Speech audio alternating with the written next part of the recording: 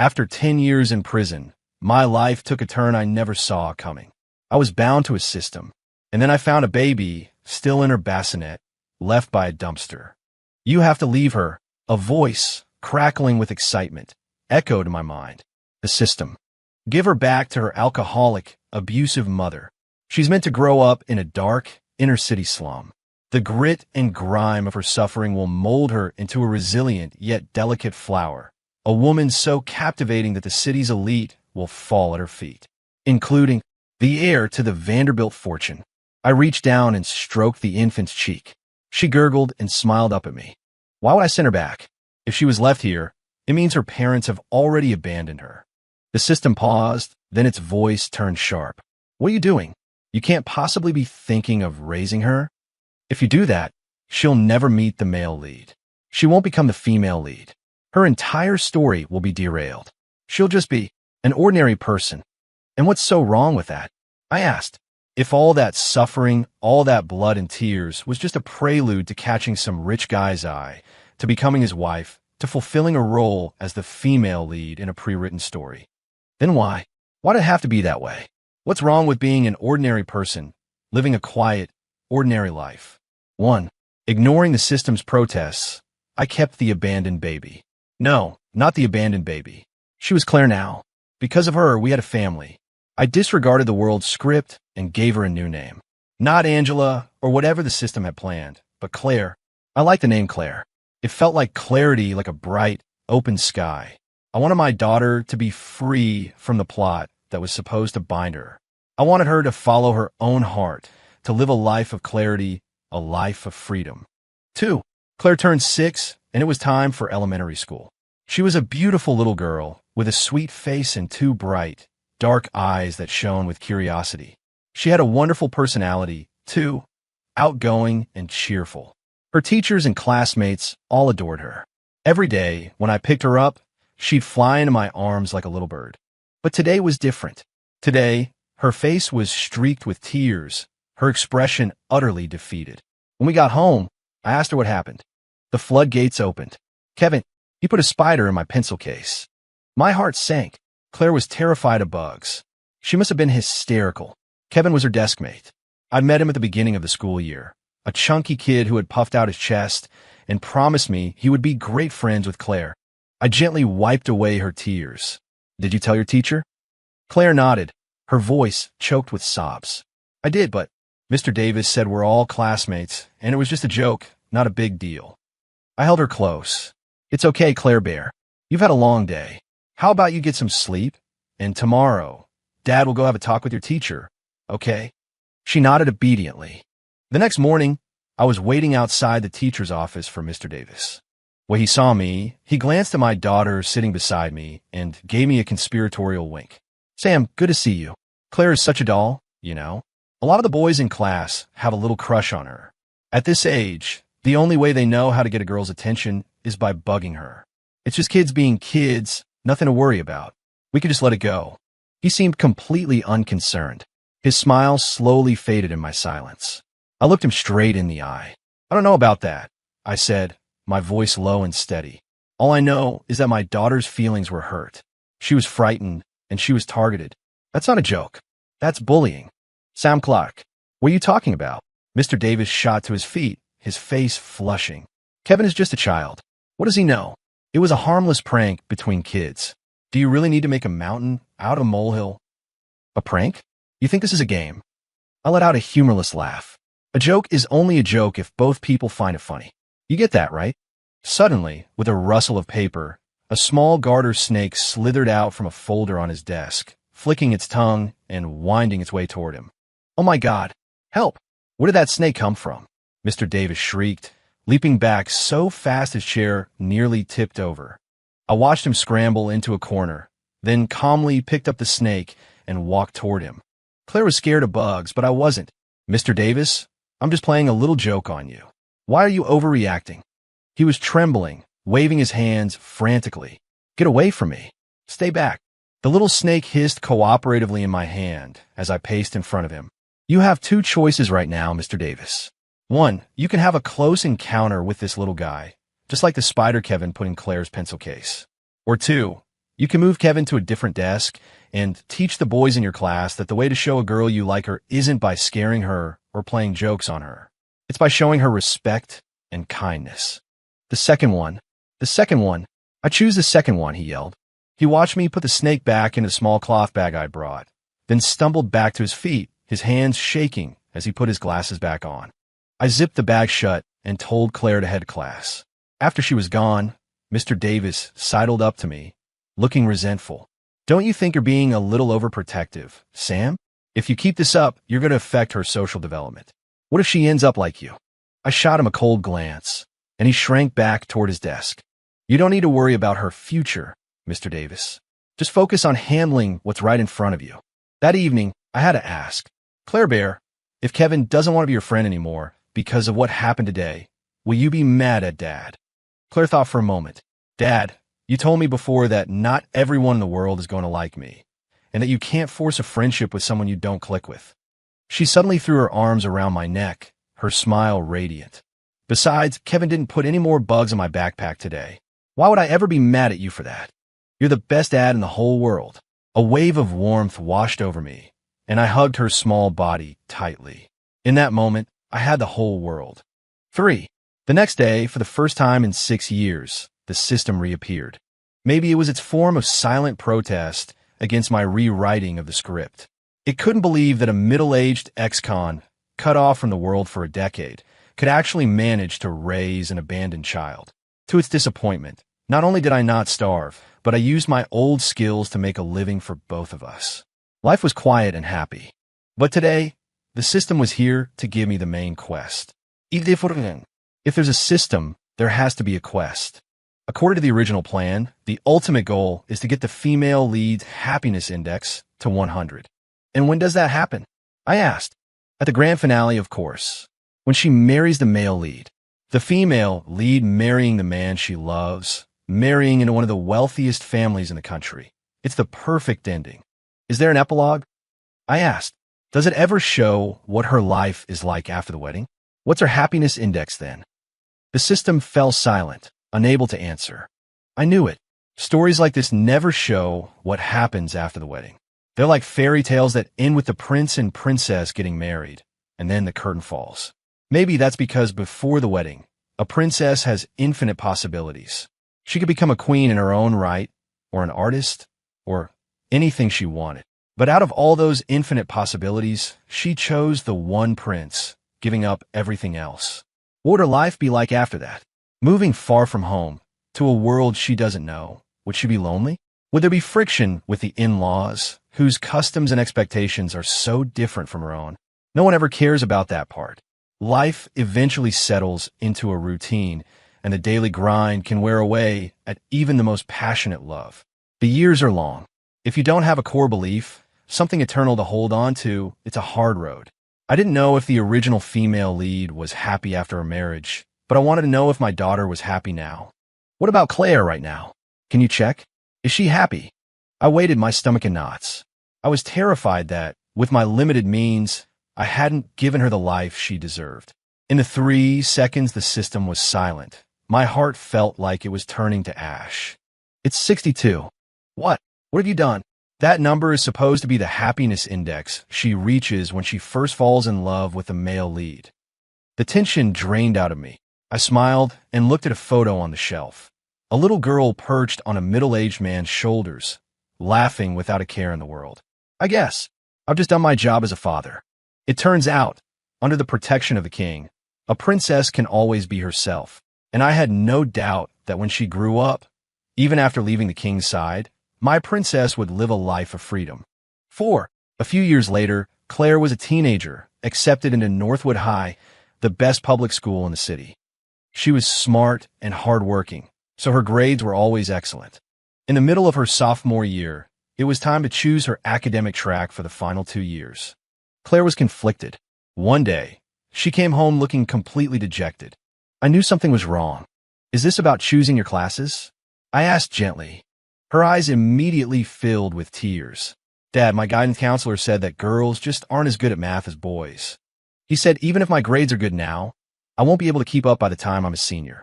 My smile vanished. So he's pushing you toward the humanities? What do you want to do? My daughter sighed. Dad, I do want to focus on humanities, but not because of what he said. It's because I want to study law. I was surprised. Oh, why is that? Because you always told me that when you face injustice, you have to use the law as your shield to defend yourself. You said the heart of the law is about finding freedom within order, achieving good within the rules, and in the gray areas of life, protecting that small, unquenchable light of civilization. I want to be a person who does that. I looked at my daughter's shining eyes, my heart swelling with a tender pride. I couldn't believe she remembered something I'd said so casually all those years ago. Because I hadn't understood the law, I'd taken the fall for a so-called friend and lost 10 years of my life. I didn't want my daughter to ever make the same mistakes. The system's voice chimed in. OMG, her happiness index just went up again. It's 71 now. I realized that more than her grades, I cared about her happiness, about whether she felt fulfilled. And clearly, this path made her happy. I chose my words carefully. I'm so proud of you for thinking that way, Claire. I know you're not the type to let anyone look down on you. But if you choose a field you don't love just to prove a point, you'll regret it for the rest of your life. Your counselor says girls aren't good at math, but don't you need math for the SATs, even if you focus on humanities? The top humanities students all have near-perfect math scores. Does that sound like they aren't good at it? Claire nodded in agreement. I stroked my chin, thinking, if that school's environment is so toxic, why don't we just switch? The Dalton Academy had become a real rival to Northwood High in recent years. Most importantly, its teaching style was more progressive, more like a college, where students were treated with more freedom and respect. At this, Claire's eyes lit up. Dad, could we really? Of course we can. We'll go to the Dalton Academy in Southbridge. The academics are just as good as Northwood's. She hesitated. But Southbridge is on the other side of the city. We'd be so far from home. We wouldn't know anyone. Don't worry. Dad will go with you. We'll sell this house and buy a new one over there. Besides, I've saved up a good amount of money over the years. We can afford it. After getting out of prison, I had opened a small hardware and repair shop. The business was steady, and at night, I ran a food truck. We were doing okay. A minor character, never even mentioned in the original book, was living a perfectly good life outside the main plot. Claire threw her arms around me, her voice thick with emotion. Thank you, Dad. I know you're doing all of this for me. Don't worry, I'll work my hardest. I won't let you down. I stroked her hair, thinking how much she'd grown. I remembered seeing people back in my old neighborhood constantly telling their kids how hard their lives were, how much they'd sacrifice for them. I didn't know much about being a good parent back then, but I knew that wasn't it. That kind of talk just burdens a child with guilt and brings no peace to the parent. I didn't want Claire to suffer the hardships of the original story. While she was young, I wanted to be the one to shield her from every storm. All she had to do was stand on my shoulders and climb to see the great, wide world for herself. My greatest wish, Claire, is for you to feel happy in your life. The move and the school transfer went smoothly. With the cloud of negativity gone, Claire thrived both academically and personally.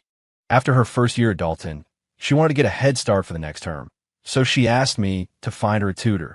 As luck would have it, we found the perfect one, a recent Dalton graduate and current law student named Isabella Rossi. Isabella had been a student representative at Northwood High. During a college signing day ceremony, a video of her confidently declaring her dream university and her target SAT score went viral. The internet tore her apart. This girl is so arrogant. She's setting herself up for a fall. She'll end up at a community college. That'll teach her some humility. The comments were endless. People turned the video into a meme. Someone doxed her, finding her family's phone number and harassing them. For her entire senior year, Isabella endured a storm of online and real-world pressure. But she emerged from her cocoon and, that June, was accepted into one of the nation's top law schools. Her final SAT score was even higher than the one she had declared, instantly silencing the online haters. You know what happened to the people who spread those rumors about me? Isabella asked Claire one day. The loudest trolls. I sued them. I followed the law. I received damages, and I even used the case as a project for a competition. I won an award for it. Isabella's story solidified Claire's determination to pursue law. Maybe it was destiny. She was meant for this path. It was a difficult road, especially for women, but as long as someone had walked it before, I knew Claire could too. She was that bright and that tough. 3 years of high school flew by, and soon it was time for college applications and final exams. On the afternoon of her last final, I waited outside with thousands of other anxious parents. When the bell rang, I saw my daughter running toward me. She grabbed my arm, chattering like a magpie. "Dad, I nailed it. You can start getting ready for a call from the Harvard admissions office." I brushed the hair from her forehead. "Wow, looks like I'll be riding your coattails, Claire Bear." The system buzzed in my ear. "I can't believe it. Out of all the mission holders, you have the highest score. It's incredible." I chuckled. "You also didn't believe an ex-con could support himself, let alone raise a daughter who gets a score this high, did you?" The system, stumped, went quiet.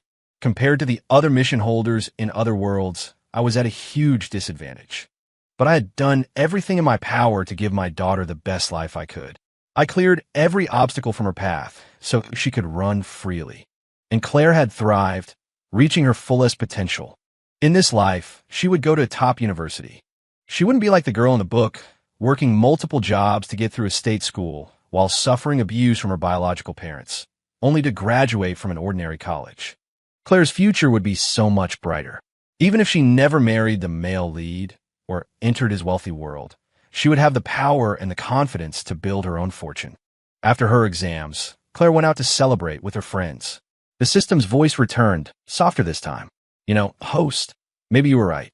Maybe a person doesn't have to endure endless suffering to have a happy and fulfilling life." I looked out the window at the setting sun and smiled without a word. Claire went off to college in Boston. I kept my routine, running the shop during the day and the food truck at night.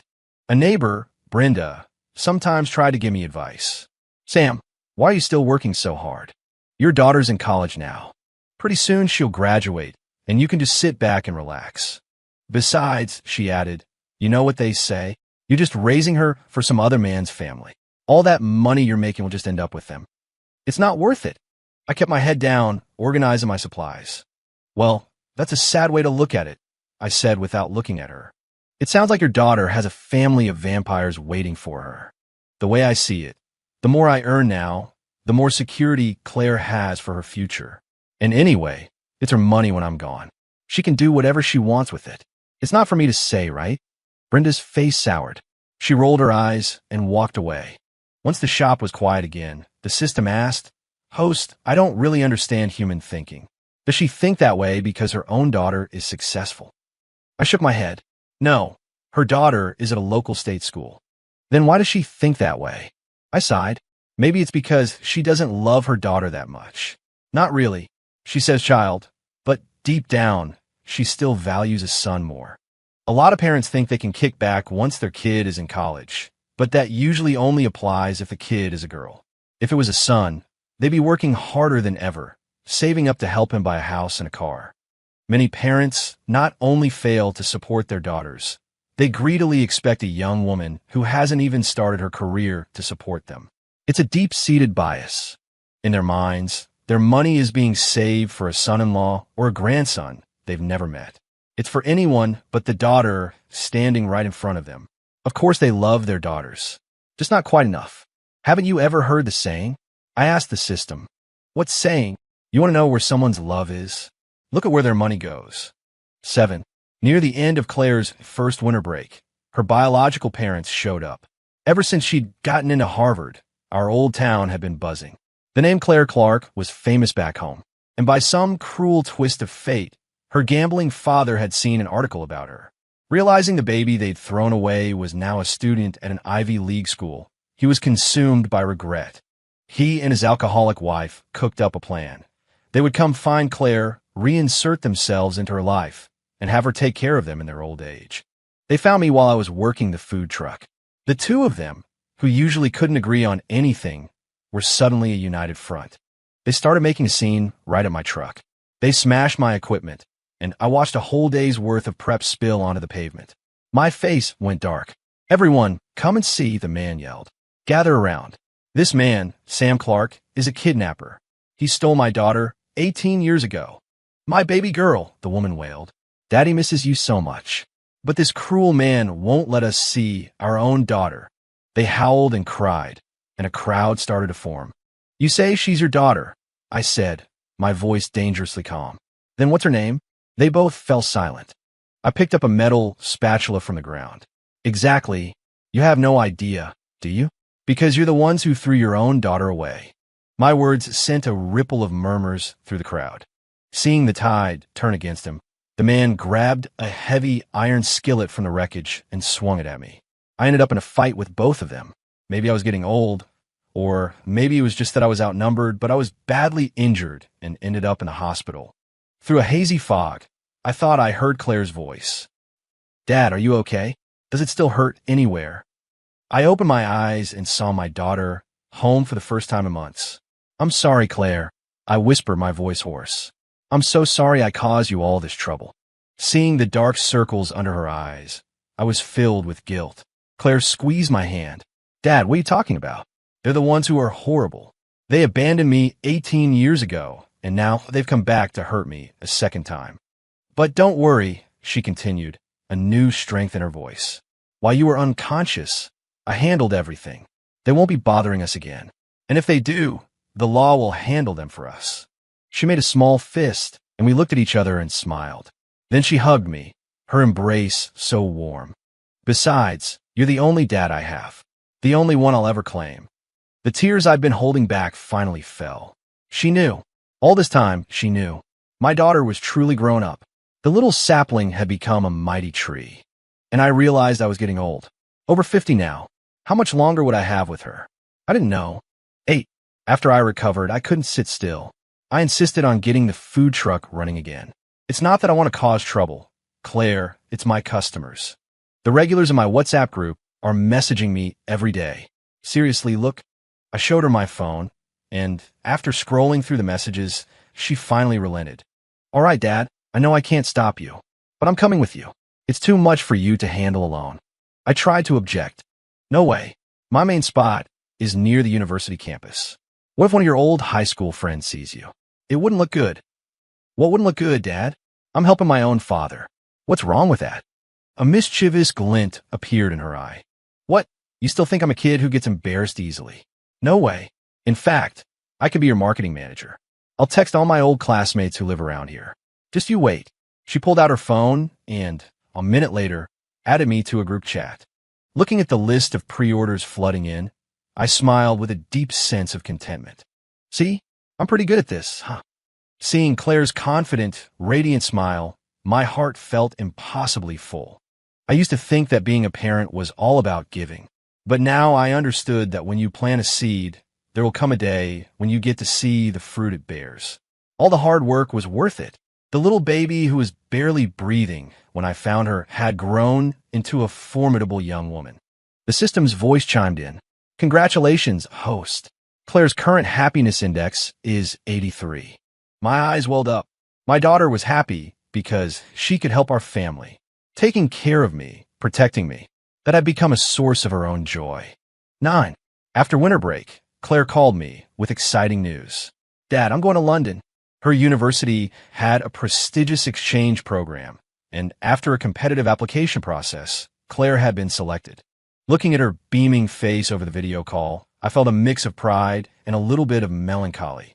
"That's wonderful. London is an amazing city." "It wasn't easy to get," she said, her voice full of pride. "Thousands of students applied, and they only picked 20. I'm pretty amazing, right?" "You are, Claire. I'm so proud of you." While she was in London, she sent me postcards and photos. Most were of her standing in front of famous landmarks. But in every single one, she had meticulously photoshopped me in right next to her. The edits were seamless.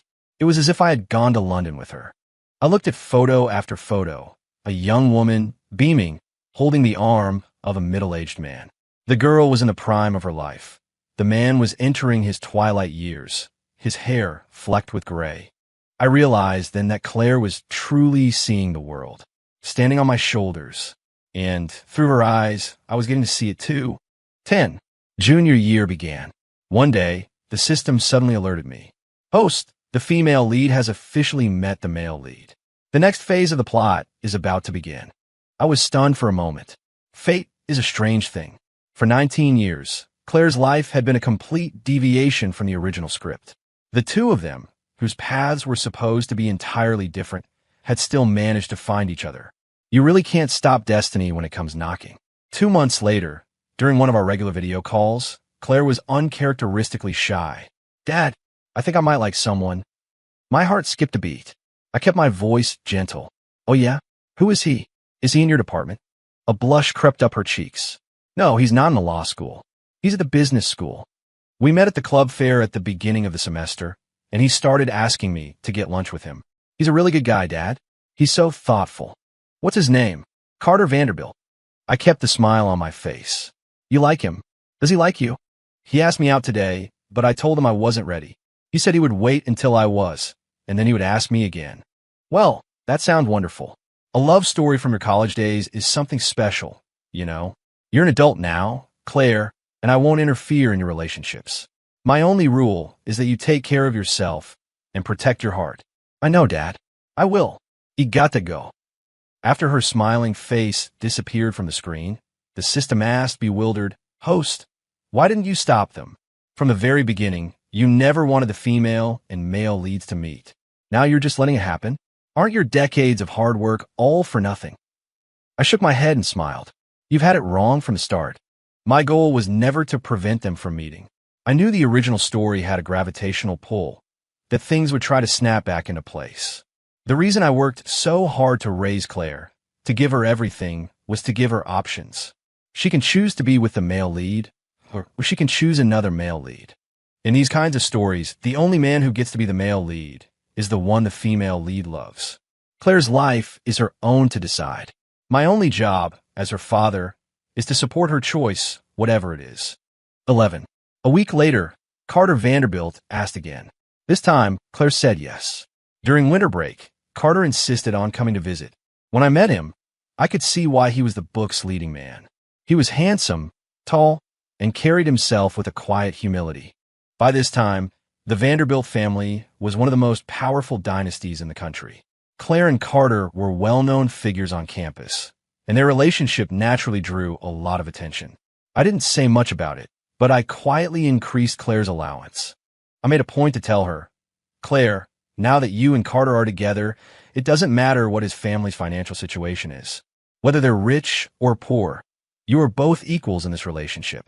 Don't ever sell yourself short, but also don't just take without giving back." This was her first real relationship, and we hadn't talked much about dating before. She looked at me with curious eyes, shining like diamonds. "Okay, Dad, I will." Looking at her, so full of light, I was glad I hadn't given in to a momentary impulse to keep them apart. Whatever the outcome, right now they were in love. Right now, Claire was happy. That was enough. Nothing in life is certain, especially love. One minute you can be madly in love, and the next you can lie without blinking. All you can do is live in a moment and not worry about the destination. 12. The summer after her junior year was Claire's busiest yet. She was juggling a high-profile internship while preparing her applications for law school. Her hard work paid off.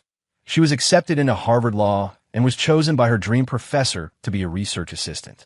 By her senior year, things calmed down, and she had more free time.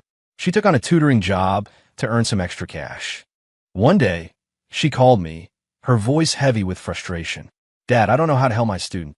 It turned out that the girl she was tutoring, Lily, was being severely bullied at school and had started self-harming to cope with the pain. Lily's parents were always working and paid little attention to her beyond her grades, which only deepened her depression. The parents didn't know anything about the law and felt helpless as they watched their daughter's condition worsen. "What do you want to do?" I asked. I knew Claire. She wasn't going to stand by and do nothing. As much as I knew it was better not to get involved in other people's problems, who doesn't want to see a little more kindness in the world? Claire refused to let that girl sink into darkness. She took Lily to meet with her own professor to learn how to use the law as a shield. Getting someone so emotionally fragile to stand up and fight is an incredibly difficult thing. It takes an immense amount of energy, and you never know when they might break, undoing all the progress. But luckily, both Claire and Lily were resilient. The sun eventually broke through the clouds.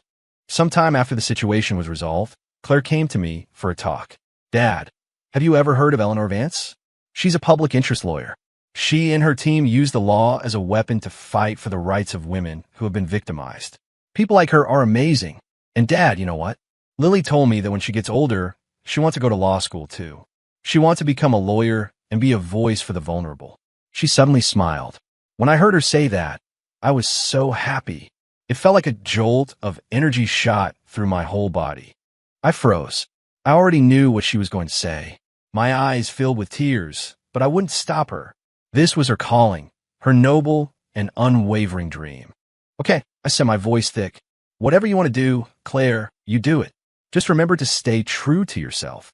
Her gaze was firmer and more determined than I had ever seen it. Dad, I've made up my mind. I'm going to be a public interest lawyer. I want to work in the trenches to be a voice for the powerless. And that doesn't just mean women, but the elderly, the sick, and the disabled too. A lawyer doesn't just handle cases. They handle people's lives. I'm grown up now. I want to take up the shield of the law, not just to defend my own rights, but to help as many people as I can. Tears fell silently down my cheeks. Claire's own eyes, resolute and shining, were also wet with tears. Just before she had started talking, the system had notified me. Congratulations, host. Mission complete. Claire's happiness index has reached 100. It was supposed to be a moment of triumph, but I couldn't stop crying. I knew how hard the road ahead would be for her.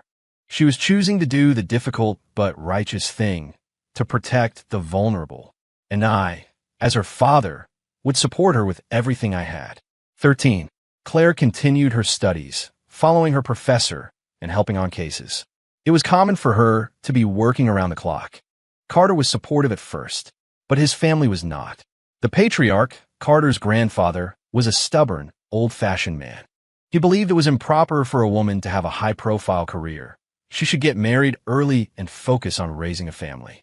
The system had mentioned that in the original book, the female lead quit her job after the wedding, cut ties with her old friends, and dedicated her life to the Vanderbilt family.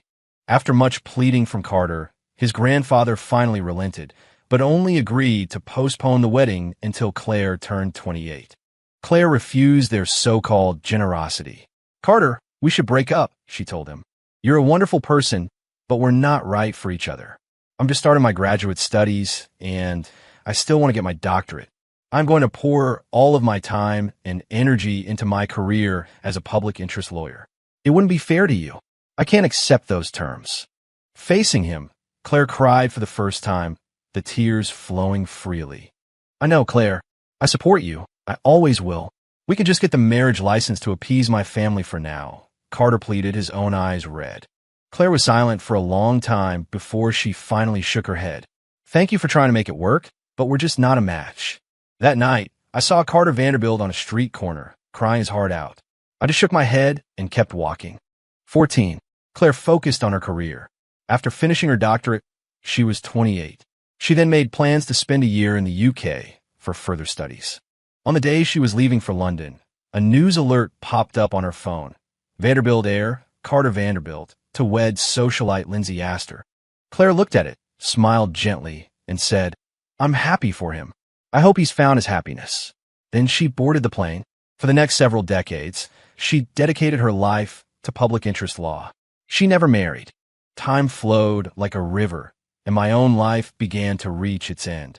My vision blurred, and all I could hear was Claire's voice.